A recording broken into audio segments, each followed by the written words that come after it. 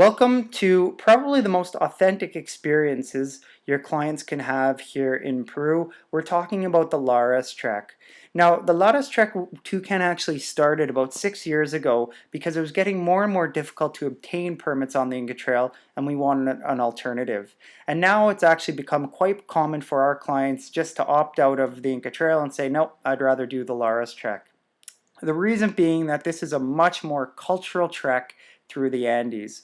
We're walking through the Lares Valley, which has been inhabited for thousands of years by these Quechua-speaking indigenous people, and we're going to get a glimpse into their lifestyle.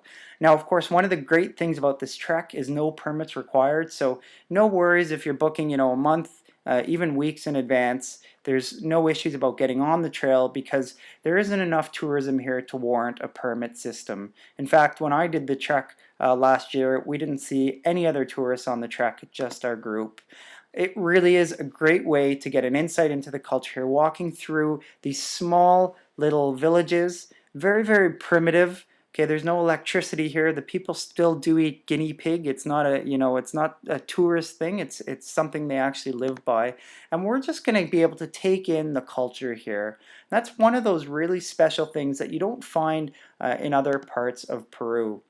The local interaction will just blow you away. There's going to be kids sitting around, moms weaving. They're all in their traditional dress. Their little cheeks are sunburned. So a great experience, and we're going to have a lot of interaction with the local people. Now, we are very careful. We don't want to spoil the authenticity of the Lares Valley. So what we do with these people, instead of giving them sweets and money, we all are permitted to buy one bag of bread, which we distribute to the locals. Bread is something that they need anyway, so giving them a slice of bread we don't feel is gonna really taint their attitude toward visitors. So it is a pretty amazing way to get to know the local people. They're going to come up to you. Perhaps you'll hear a little bit of Quechua. You definitely won't hear any Spanish here in the Lares Valley. So a great, great, great way to learn about this part of the world. We still have porters. We still have cooks. We still have a guide. So this is a fully supported trek, just like the Inca Trail. We still have our team of llamas that are going to accompany us. What you see on their back is actually our stuff because we are permitted to give them 5 kilograms per person of our stuff. So clothes or whatever you want will go on these llamas' backs. We usually end up walking just with a water bottle, maybe a change of clothes. Keep in mind the porters are carrying the tents, all the food. They're doing all the logistical work as well along the trail. And it is similar in distance and difficulty to the Inca Trail. There are a couple of key exceptions though, which I'm going to talk about now. And the first is the fact that we're going to a much higher altitude on the Lares Trek.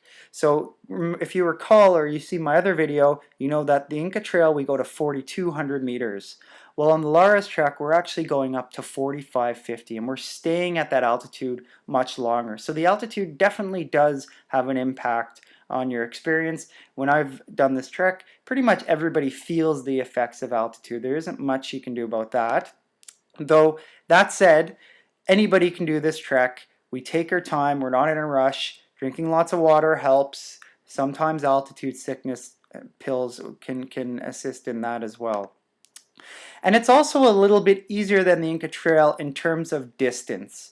Okay, so if you have seen my Inca Trail video, you know that Inca Trail is 3 nights camping, 4th day we arrive.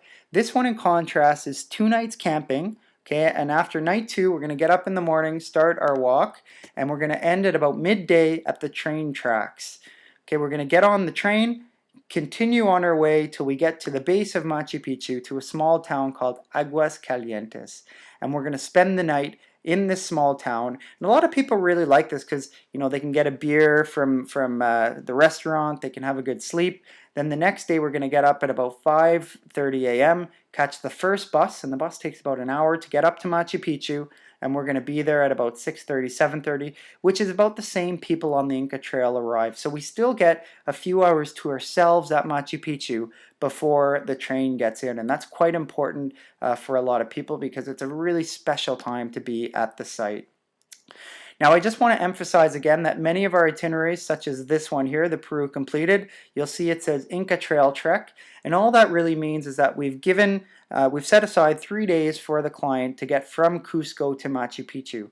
But it has to be said that, the client could substitute for the Lares Trek, or the client alternatively could just take the train to Machu Picchu. That's totally up to them, and then they would spend the 3 nights in Cuzco. So sometimes we'll have a husband that walks the Inca Trail, wife wants to do the Lares Trek, or husband wants to stay in Cusco and take the train, and the wife wants to do the Lares Trek, so that you can combine as you wish. But I really do recommend the Lares Trek for clients that are looking for something a little bit different, a real authentic experience in the Lares Valley.